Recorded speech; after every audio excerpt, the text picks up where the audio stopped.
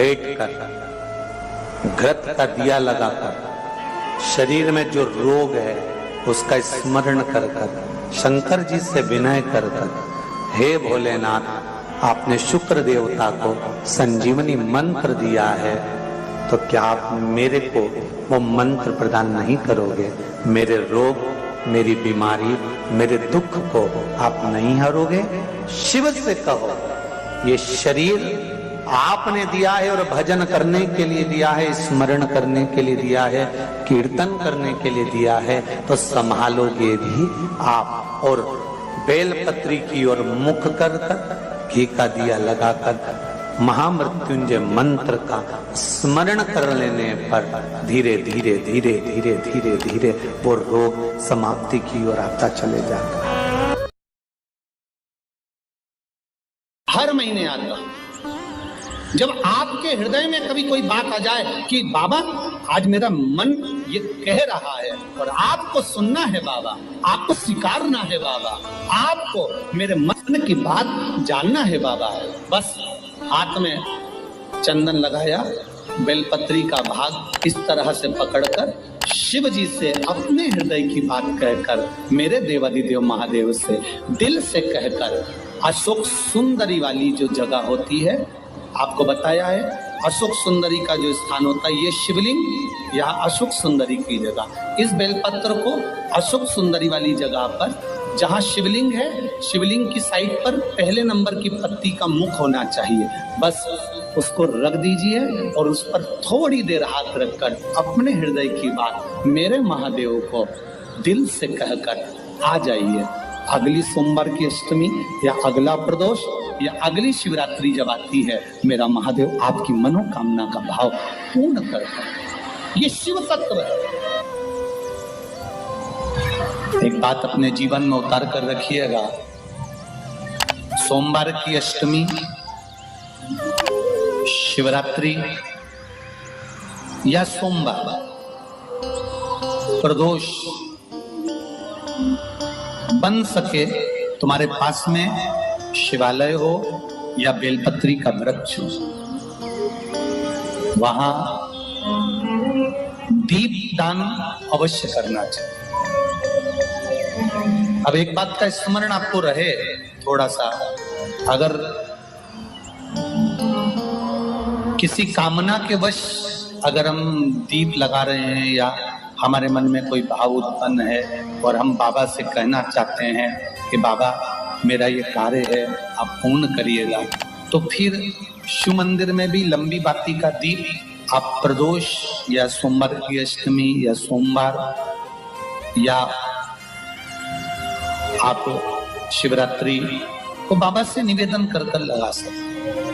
हाँ, विशेष जब कोई एक बहुत बड़ी बात हो और आपके कार्य में कहीं अटकल हो रही हो, तो एक ही दीप में दो बाती, शिव और शक्ति, लंबी बाती बनाई, शिव और शक्ति के नाम से दो बाती एक साथ एक दीप में भी लगा सकते। पर कब? जब विशेष कोई आपका कार्य हो और वो अटक रहा है, विशेष कोई कार्य, और आप बाबा से प्रार्थना कर रहे हो, तो दो बाती का भी प्रयोग आप कर सकते हो। ऐसे शिव तत्व। शंकर भगवान को धतूरा कब चढ़ाना चाहिए उसका विशेष ध्यान रखें। जैसे शिवरात्रि है, प्रदोष है, या सोमवार है, या कोई विशेष आपका उत्सव है, तो आप शिव जी को धतूरा चढ़ा सकते। या विशेष कोई बीमारी ऐसी लग गई है या विशेष कोई तकलीफ ऐसी हो गई है, जिस अगर कोई बीमारी ऐसी हो गई कि वो समाप्त नहीं हो रही, बड़ी बड़ी तकलीफ, मतलब एक बार दवाई अगर चालू हो गई तो दवाई बंद ही नहीं हो रही है, तो उसके लिए आपको 3 जगह पर जल चढ़ाना प्रारंभ कर दो। मात्र एक हफ्ते से ज्यादा चढ़ाना भी नहीं पड़ेगा। जैसे एक हफ्ते आप टेबलेट लेते हो, गोली लेते हो, एक हफ्ते चढ़ाना प्रारंभ कर दो। सबसे पहले बेलपत्री के पेड़ के नीचे क्या करना है, जल का पात्र लेना है, उसमें 2 दाने चावल के डालिए, 2 दाने अक्षत के डालिए। पहले बेलपत्री के पेड़ के नीचे जाओ, वहां जल चढ़ाओ, फिर जाइए पीपल के वृक्ष के नीचे, वहां जल चढ़ाइए। आखिरी में या तो शमी के नीचे या फिर आंवले के नीचे, इन दोनों में से कोई एक वृक्ष जिसके नीचे, पर एक हफ्ते अगर आपने आंवले में चढ़ाया है तो आंवले में ही चढ़ाना, शमी में चढ़ाया है तो शमी में चढ़ाना है। ये बदल के मत चढ़ाना कि आज मैं शमी में चढ़ा देती हूँ कल आंवले में चढ़ा दूंगी, ऐसा नहीं। और ध्यान रखिए एक बात का, कई माताएं क्या करती हैं, पशुपति व्रत करती हैं, तो अभी मैं ये वाले मंदिर में कर लेती हूँ, अगला मैं उस मंदिर में कर लूंगी, अगला मायके में जाके कर लूंगी। ये गलत है। अगर पशुपति नाथ का व्रत कर रहे हो तो एक ही मंदिर में करना, उसमें ना तो हल्दी लगाई जाती है, ना चंदन लगाया जाता है, ना भीर लगाया जाता है, केवल धतूरा चढ़ाया। जिसके जीवन में हमेशा कांटे ही मिले हैं। बेटी बड़ी हुई तो घर में मायके में दुख देखा, और मायके से गई ससुराल में तो ससुराल में दुख देखा। ससुराल में भी दुख देखने के बाद में भी पति को बहुत कुछ काम खुलवाया, बहुत धंधे खुलवाए, नौकरी लगवाई, पर वो पति बार बार छोड़ कर आ गया, बार बार तकलीफ भोग रहा है, बार बार कष्ट भोग रहा है। फिर थोड़े दिन काम करता है, थोड़े दिन छूट जाता है, फिर व्यापार में बढ़ता है, फिर छूट जाता है, फिर कोई दुकान खुलवाई, थोड़े दिन अच्छी चली, फिर वापस वहीं घर पर आकर बैठ गया। अर्थात उसके जीवन में वो शूलता चल रही है। तो बाबा देवाधिदेव महादेव कहते हैं, ये 3 घड़ी 3 पल 3 नक्षत्र 3 समय 3 दिन में जो शूल मुझे समर्पित करता है उसके जीवन से मैं शूल हटा देता। वो 3 दिन लिखे स्कंद पुराण में।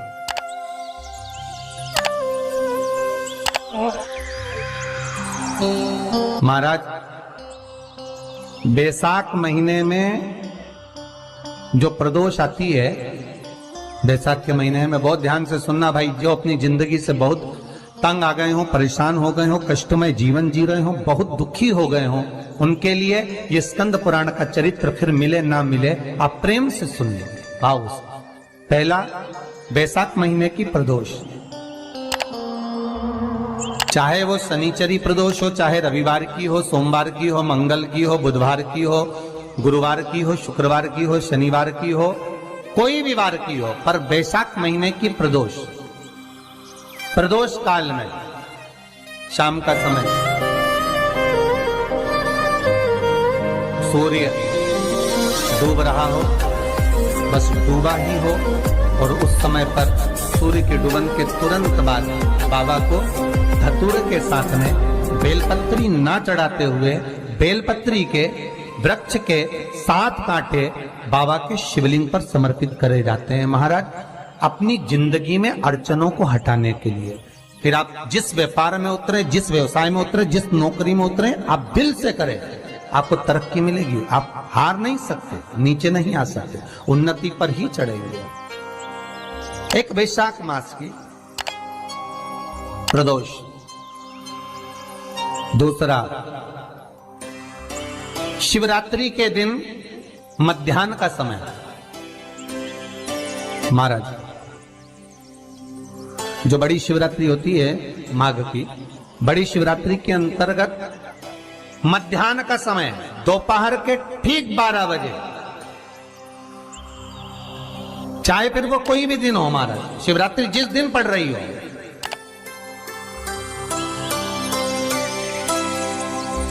उस दिन भी धतूरे के साथ बाबा को 7 कांटे बेलपत्री के वृक्ष के समर्पित होते हैं। महाराज, इसमें आप ये वाले जो कांटे हैं जो शिवरात्रि के दोपहर 12 बजे वाले हैं, अगर कोई मदिरा पीने वाला हो, व्यसन में डूबने वाला हो, कोई जुआ खेलने वाला हो, कोई गलत वैश्यावृत्ति करने वाला, या अपने मार्ग से विचलित कोई व्यक्ति है, उसके लिए भी ये कांटे बहुत काम आते हैं। महाराज, दूसरा, पार्वती, तेरे द्वारा तेरे नयन अश्रु से जो प्रगटा हुआ बेल का वृक्ष है, द्वितीय शूल मैं वहां धारण करता, तृतीय शूल, तीसरा शूल जो वर्णन करा गया। महाराज, भगवान श्रावण के महीने में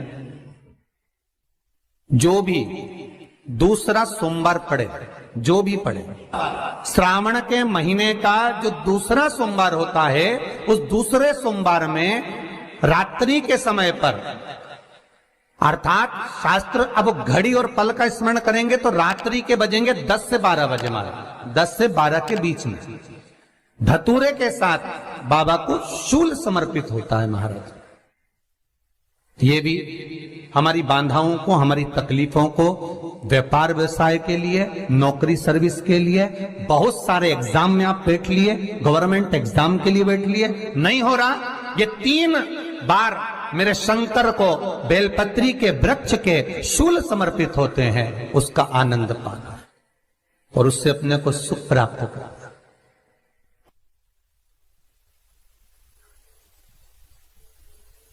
कि बाबा भोलेनाथ जी के नयन अश्रु से जो प्रकट हुआ वो रुद्राक्ष का पौधा है, माता पार्वती के नयन अश्रु से जो प्रकट हुआ वो बेलपत्री का पौधा है, और उमा और महेश, जिस महेश के वंशज है महेश्वरी, जिनकी 12 खाम प्रगटी है भगवान महेश के द्वारा,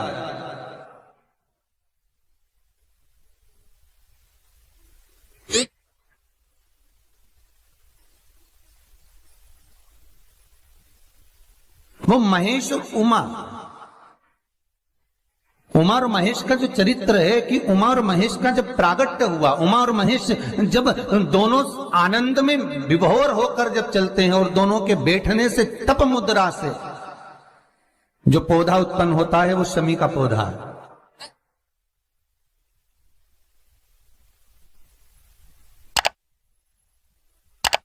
शमी का पौधा। तो एक बात ध्यान रखिए, शिव जी के द्वारा जो निर्मित हुआ उसमें कोई शूल नहीं है, उसमें कोई कांटे नहीं है। पार्वती के द्वारा जो निर्मित हुआ बेलपत्री का पौधा, उसमें कांटे हैं, और पार्वती के मिलन से भी जो उत्पन्न हुआ है शंकर के साथ में, उसमें भी कांटे हैं।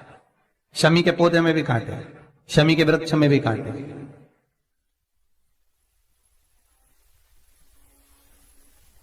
तो पार्वती जी स्कंद पुराण में एक प्रश्न कर रही हैं भोलेनाथ जी से कि प्रभु मुझे ये बताओ कि आपके द्वारा जो निर्मित हुआ उसमें शूलता नहीं है,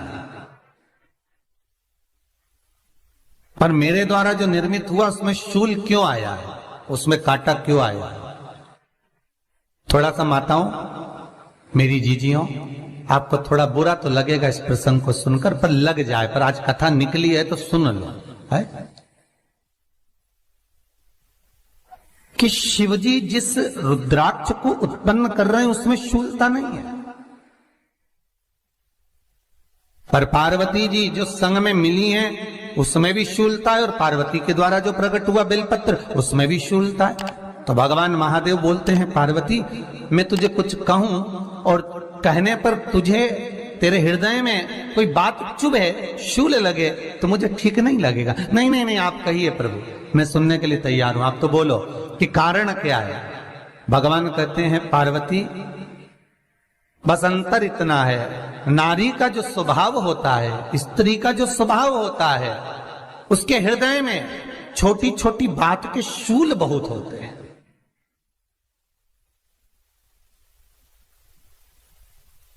जेठानी ने ये कह दिया, देवरानी ने ये कह दिया, तुम्हारी मम्मी ये बोल दी, तुम्हारे पापा ने ये कह दिया, तुम्हारी बहनों ने ये कह दिया, तुम्हारे भाई ने ये कह दिया, तुम्हारे रिश्तेदार ने ये बोल दिया। ये नारी के भीतर ये शूलता रहती है।